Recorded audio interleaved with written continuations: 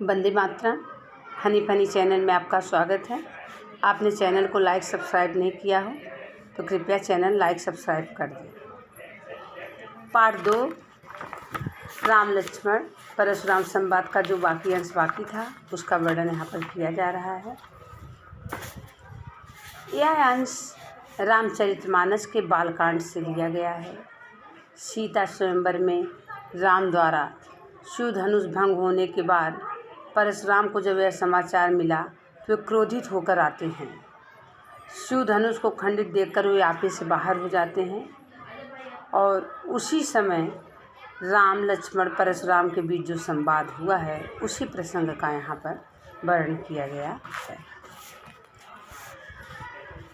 जैसे देखिए, बिह सुलखन बोली मृदबाने, अहो मुनीस महाभट माने। कुछ हार्ड मीनिंग है।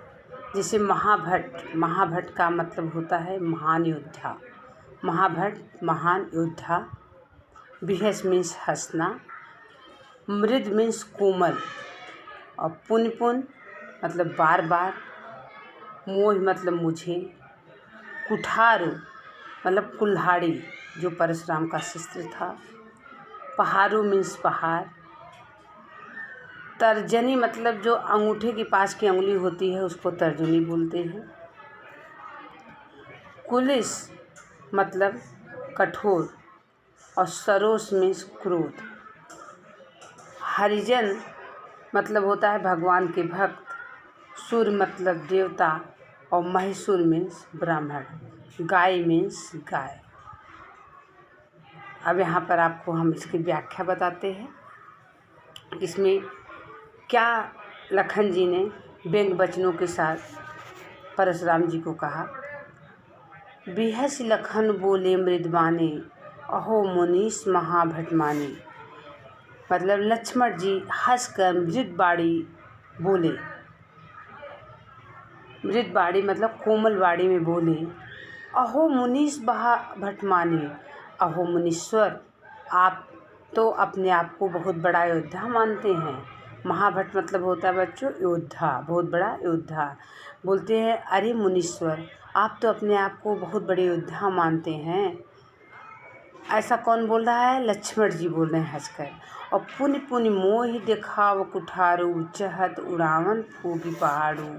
पुन पुन मतलब बार बार, मोहि मतलब मुझे, कुठार मतलब कुल्हाड़े दिखा रहे हैं, और चहत उड़ावन फूक पहाड़ों, आप फूक से पहाड़ उड़ाना चाहते हैं। ऐसा कौन बोला? लक्ष्मण जी ने बोला।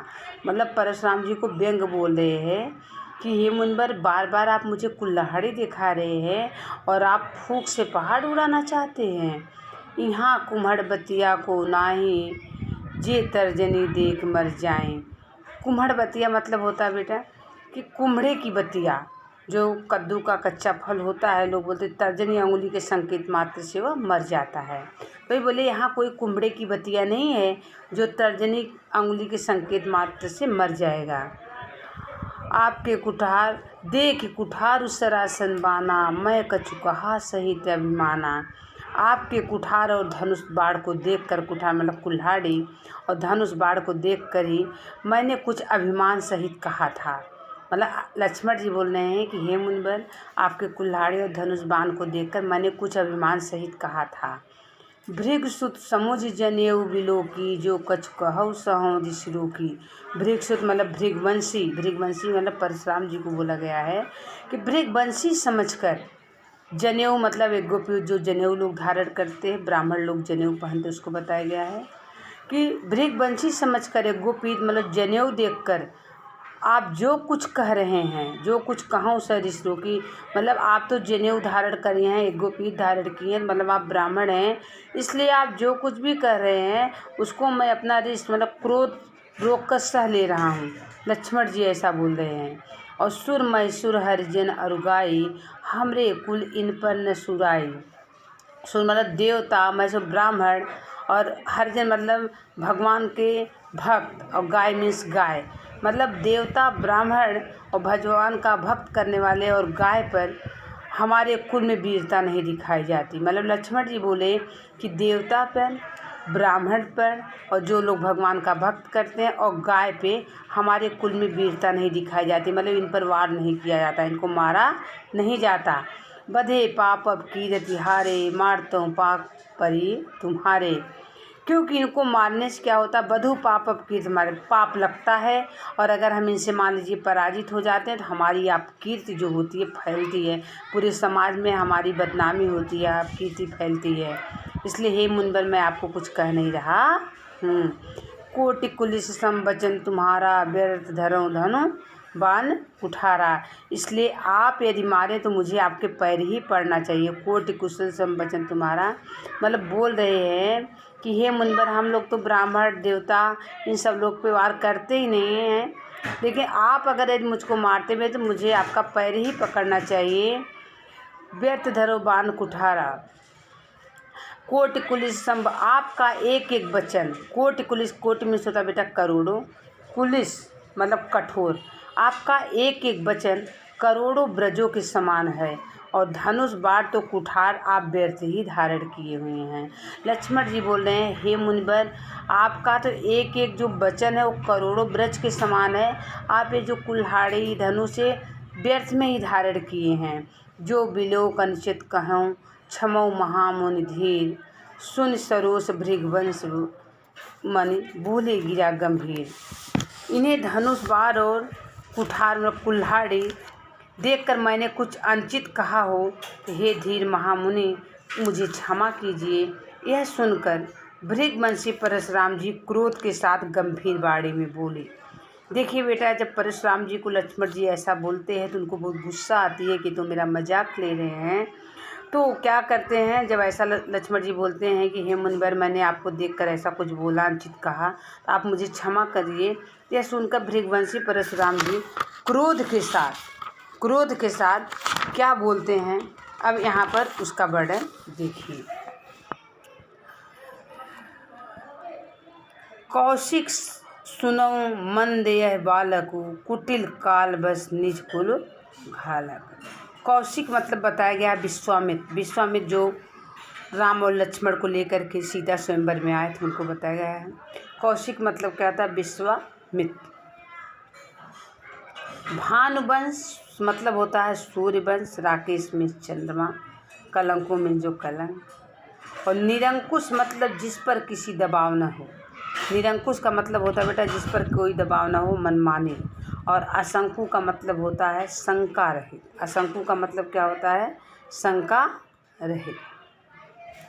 और घालकों में नाश करने वाला। कालक वलु मतलब जिस काल ने अपना ग्रास बना लिया हो, जिसको काल ने अपना ग्रास बना लिया हो, कालक होता है। काल मीन्स काल। और मृत्यु मतलब हांक पुकार। मृत्यु मतलब क्या होता है, हांक पुकार। खोरी मतलब दोष। हटकौ मतलब रोकना। सुजस मतलब सुयस। अक्षोभा मतलब क्रोध रहित। और गारी मतलब होता है गाली जो देते होते हैं। और सूर मतलब सूरवीर। और करहि मतलब करते हैं, कथहि मतलब कहते हैं। ये आपके हार्ड मीनिंग हो गई।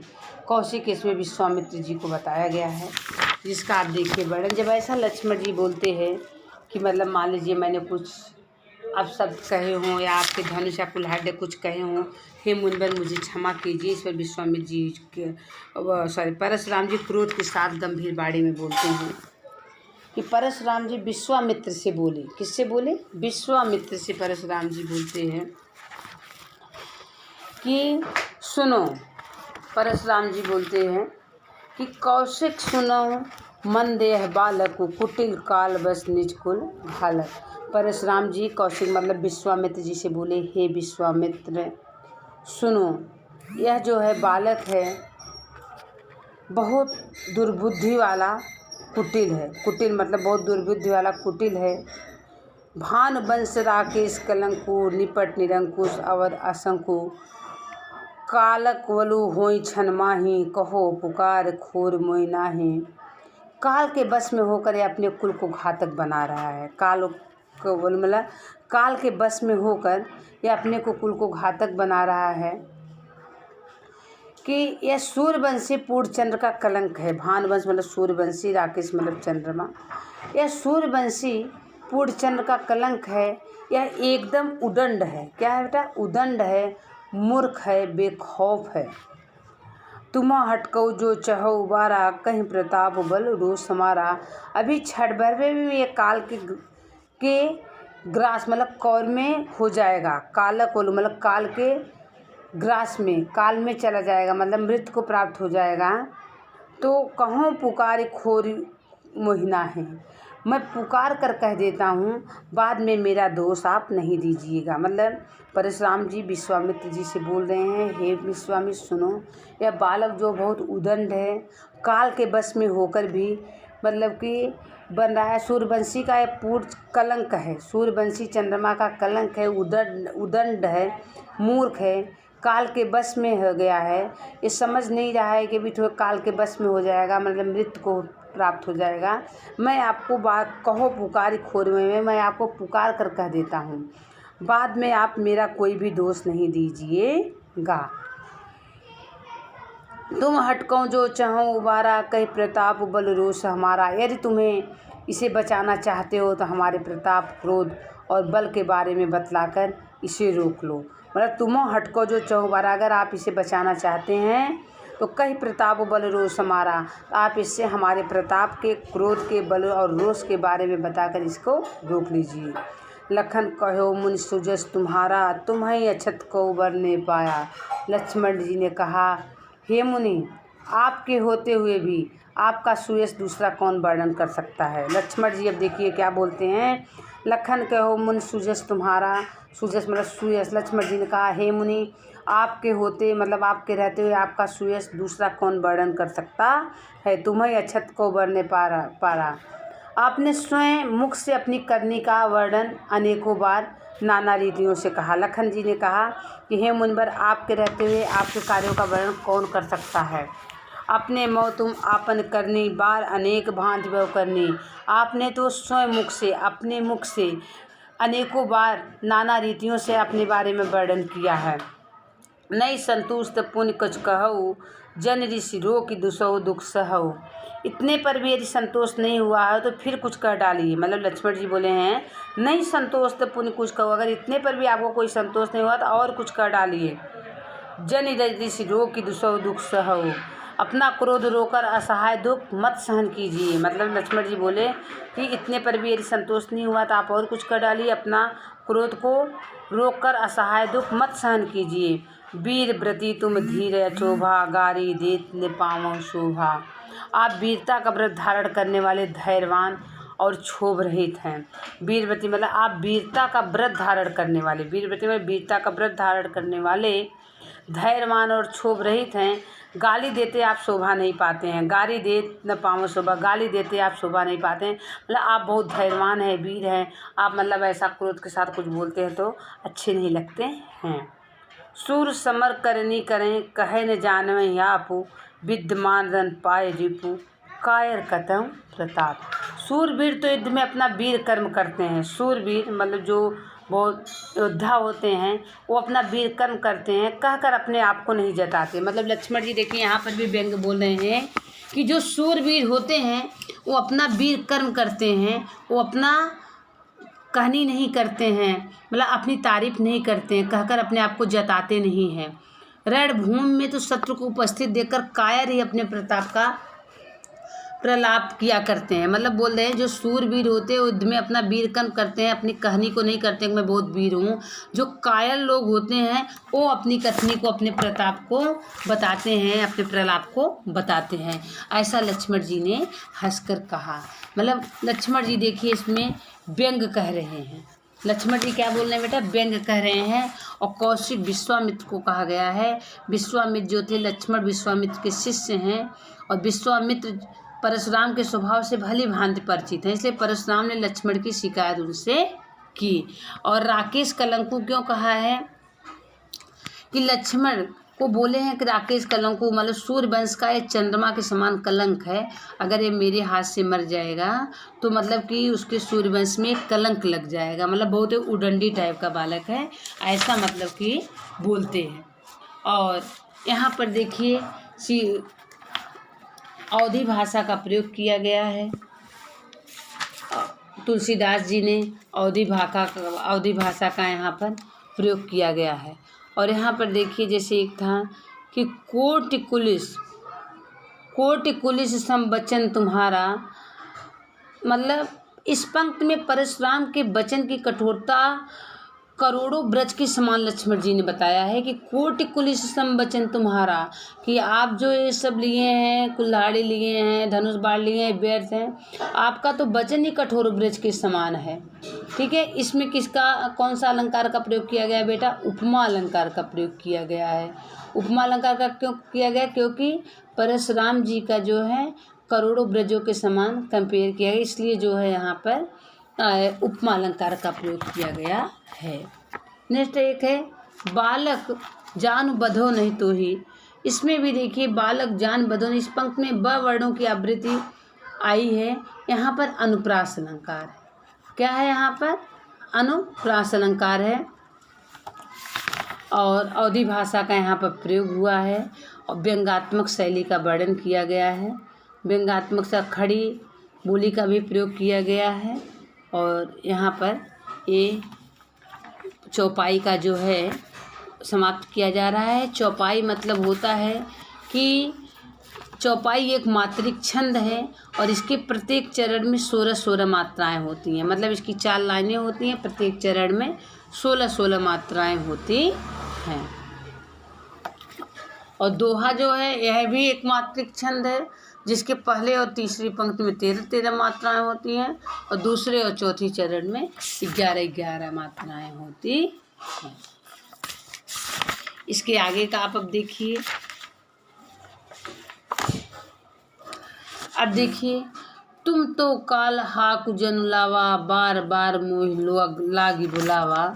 तुम तो काल हाकु जन लावा, काल मतलब होता है, काल मतलब काल, हाक मृत मतलब हाक मतलब पुकार। काल मतलब क्या होता है? काल।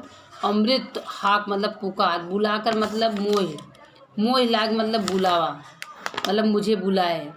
और सुधार मतलब होता है ठीक करते हुए। जन मतलब मत, बद जोगु बद के योग, यहू मतलब होता है निहार मरने वाला। साचा मतलब सच में। कटुआदि मतलब कटु वचन बोलने वाला, कटु वचन बोलने वाला। खर मतलब तेज। गुरुद्रोही, गुरु से द्रोह करने वाला। उतर उरीन, ऋण से मुक्ति। गादिसुत, विश्वामित्र। एरमय, लोहे से बना खांडा, तलवार जिसको बोलते हैं। खांड मीन्स ढीला गुड़, जो गुड़ होता है, खांड मतलब किसको लग ढीला गुड़ होता है, कि वो गुड़ जो होता है ढीला होता है, लोग उसको खाते हैं। अब देखिए इसकी व्याख्या कि इसमें लक्ष्मण जी क्या बोलते हैं। लक्ष्मण जी आगे कहते हैं, तुम तो काल हाक जन लावा, बार बार मोहि लागी बुलावा। इसमें भी अवधी भाषा का प्रयोग हुआ है। और सीता जी के स्वयंवर के समय जो परशुराम लक्ष्मण जी से संवाद चला, उसी समय का यहाँ पर वर्णन है कि लक्ष्मण जी कहते हैं, तुम तो काल हाक जन लावा, बार बार मोहि लागी बुलावा। लक्ष्मण जी आगे कहे, आपने तो मानो काल को हाक लगाकर बार बार उसे मेरे लिए बुला रहे हैं। मतलब लक्ष्मण जी देखिए व्यंग कर रहे हैं, मतलब काल को ऐसे लग रहा है मृत को आप जो है बार बार मेरे लिए बुला रहे हैं। सुनत लखन के वचन कठोरा, परस सुधारी धरे कर गोरा। लक्ष्मण जी के कठोर वचन सुनते ही परशुराम जी ने अपने भयानक फरसे को ठीक करते हुए हाथ में ले लिया। जब देखिए लक्ष्मण जी के ऐसे वचन को सुनते हैं, व्यंग वचनों को परशुराम जी सुनते हैं, तो उन्होंने क्या किया, अपने जो कुल्हाड़ी थी, फरसा था, अपने हाथ में ले लिया। क्यों ले लिया? कि मतलब उनको मारने के लिए लक्ष्मण जी को।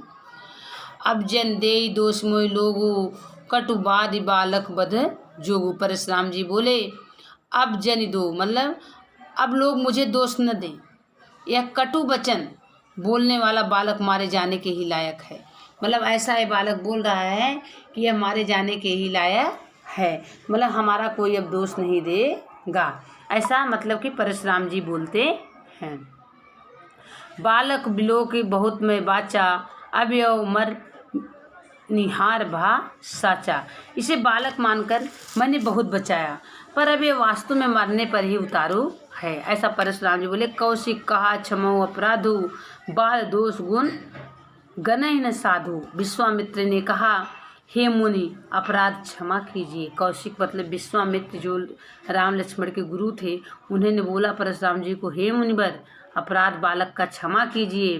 बालक गुण और दोष को साधुजन ध्यान नहीं रखते। ये बालक है, इसके जो गुण और दोष को साधुजन जो सज्जन पुरुष हैं वो ध्यान नहीं देते। खर कुठार में अकुरन को ही आगे अपराधी गुर दोही।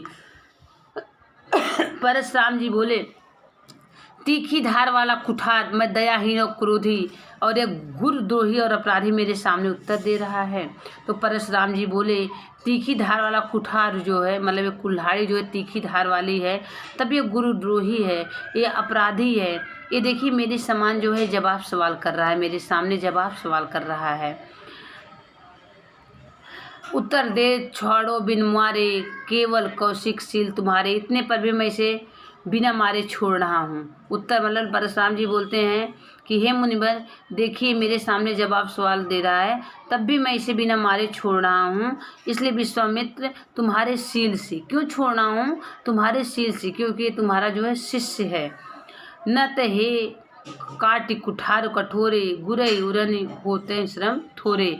अन्यथा इसे कठोर कुठार से काट कर, मतलब कुल्हाड़ी से काट कर गुरु के ऋण से मुक्ति पा जाता। थोड़े ही श्रम से गुरु के ऋण से मुक्ति पा जाता। मतलब ये गुरु का जो है बात नहीं मान रहा है, इसको मैं मार ही देता, लेकिन तुम्हारे जो उससे स्नेह से शील से मैं नहीं मार रहा हूँ। गाध सुनकर हृदय हसी मुनय हरिहरे सूझ। अब मैं खाड़ न उख में अजव न बूझ अभूझ। विश्वामित्र जी ने हृदय में हंसकर कहा, क्योंकि विश्वामित्र देखिए जानते थे कि ये भगवान है। विश्वामित्र जी ने हृदय में हंसकर कहा मुनि हरिहरे सूझ। मुनि को सर्वत्र हरा ही हरा लग रहा है। सर्वज्ञ विजयी होने के कारण श्री राम लक्ष्मण को इस समान छत्री मान रहे हैं। विश्वामित्र जी अपने हृदय में हंसकर सोच रहे हैं कि विश्वामित्र जी को सोच रहे हैं कि ये परशुराम जो हैं ये सोच रहे हैं कि ये लक्ष्मण और जो हैं और राम जो हैं समान छत्री हैं, और किंतु ये फौलाद से बनी खाड़ा तलवारें हैं, कोई ईख से बनी खाड़ नहीं है। देखिए इसमें क्या बोले विश्वामित्र जी, ये फौलाद से बने खाड़ा तलवार है, मतलब ये लोहे से बने तलवार है, खाड़ है। ये कोई ईख से बने खाड़ नहीं है। मतलब ये गुड़ जो, मतलब कि खाड़ मतलब गुड़ बताया गया है, ईख मतलब होता है गन्ना। ये गन्ने से बनी खाड़ नहीं है, ये जो है फौलाद से बनी खाड़ है, मतलब लोहे से बनी खाड़ है। लोहे से बनी खाड़ किसको बोला गया? लक्ष्मण जी को बोला गया है। जो मुंह में रखने से गल जाए। ईख की बनी खाड़, गन्ने की बनी खाड़ मुंह में रखने से गल जाती है, लेकिन जो है लोहे की बनी जो होती है खाड़ वह नहीं गलती है। मुनि अब भी नहीं समझ बने हुए हैं, इनके प्रभाव को नहीं समझ पा रहे हैं। विश्वामित्र जी अपने हृदय में हंसकर कह रहे हैं कि ये जो परशुराम जी हैं अपने आप को सोच रहे हैं कि मैं इन लोगों को विजयी मतलब कि अरे कर लूँ, लेकिन ये लक्ष्मण को समान छत्री मान रहे हैं। ये नहीं जान रहे हैं कि वो ईख से बने खाड़ नहीं है, गन्ने के बने खाड़ नहीं है, वो लोहे के बने खाड़ तलवार हैं। मुंह में डालने से वो गल नहीं जाएंगे, लेकिन लक्ष्मण जी के प्रभाव को अरे परशुराम जी समझ नहीं पा रहे हैं, ऐसा विश्वामित्र जी ने कहा। अब लास्ट देखिए चौपाई। लास्ट चौपाई का यहाँ पर आपको वर्णन किया जा रहा है।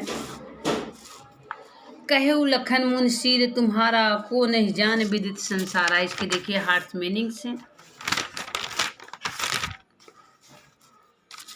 हार्ड मीनिंग जैसे नीके मीन्स अच्छी तरह, जी मन, जी मतलब होता है मन, काढ़ा निकलना, आनी मतलब ले आओ, भृगवर भृग वंश में श्रेष्ठ परशुराम जी, दीप द्रोही राजाओं के द्रोही, घरे मीन्स घर में, सहने मीन्स आँख के इशारे, मना कृषाण मीन्स आग, रघुकुल मीन्स भानु रघुवंश के सूर्य बन।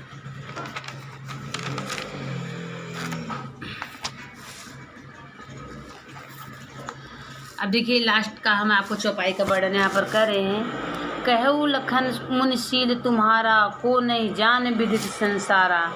लक्ष्मण ने कहा हे मुनि आपके शील को कौन नहीं जानता। हे मुनिवर, लक्ष्मण जी अब देखिए बोल रहे हैं हे मुनिवर आपके शील को कौन नहीं जानता।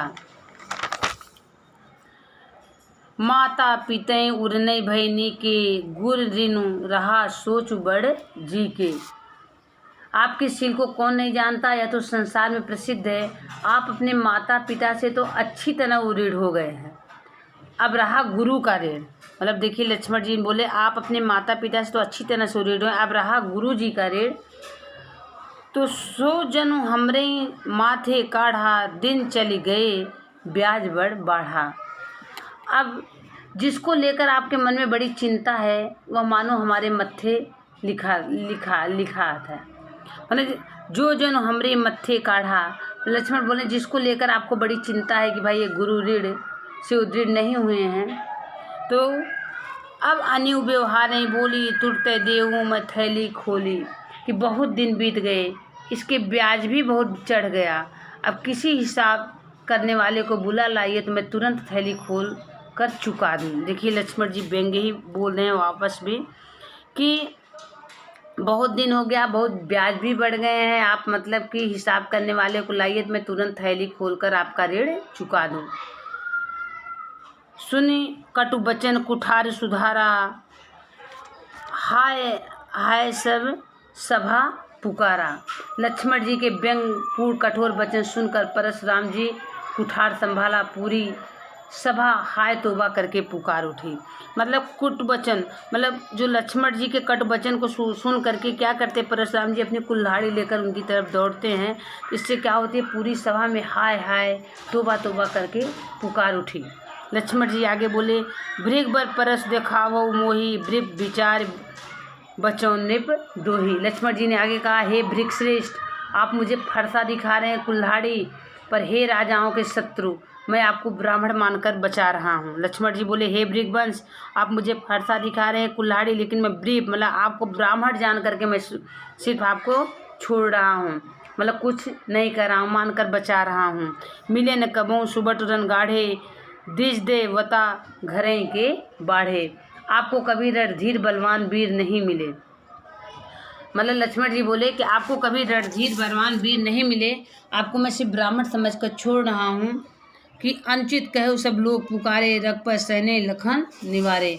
हे ब्राह्मण देवता, आप घर में बड़े हैं, यह सुनकर सब लोग अंचित है यह कहकर पुकार उठे।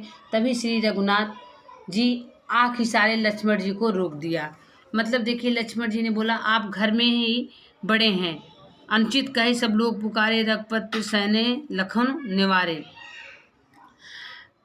मतलब आप कभी रणधीर बलवान वीर नहीं मिले। हे ब्राह्मण देवता, आप घर में ही बड़े हैं। लखन उतर आवत सरिस, भृग बर कोप कृषाणु, बढ़त देख जल सम बचन, बोले रघुकुल भान। लक्ष्मण जी के उत्तर से आहुति समान बने परशुराम जी के क्रोध रूपी अग्नि को बढ़ता देखकर, मतलब जब लखन जी ऐसा व्यंग बोलते हैं परशुराम जी और भी क्रोधित हो जाते हैं।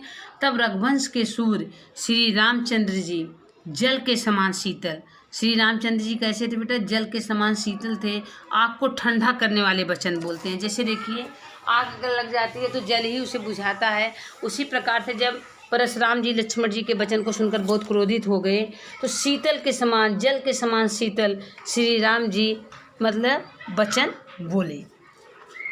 यहाँ पर आपका ये चौपाई जो है समाप्त हो जा रहा है।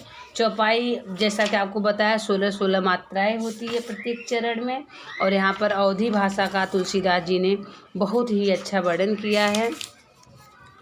इसमें बालक बोल बधो नहीं तो ही, बालक बताया गया था पहले ही कि आपको इसमें जो है अनुप्रास अलंकार है। कोटि कलश में आपको उपमा, तुम तो कालो हाक जोन लावा, बार बार मैं लोग बुलावा। इस पंक्ति में लक्ष्मण का कथन कि काल को आप बुला रहे हैं मेरे लिए, मुझे बार बार कह रहे हैं।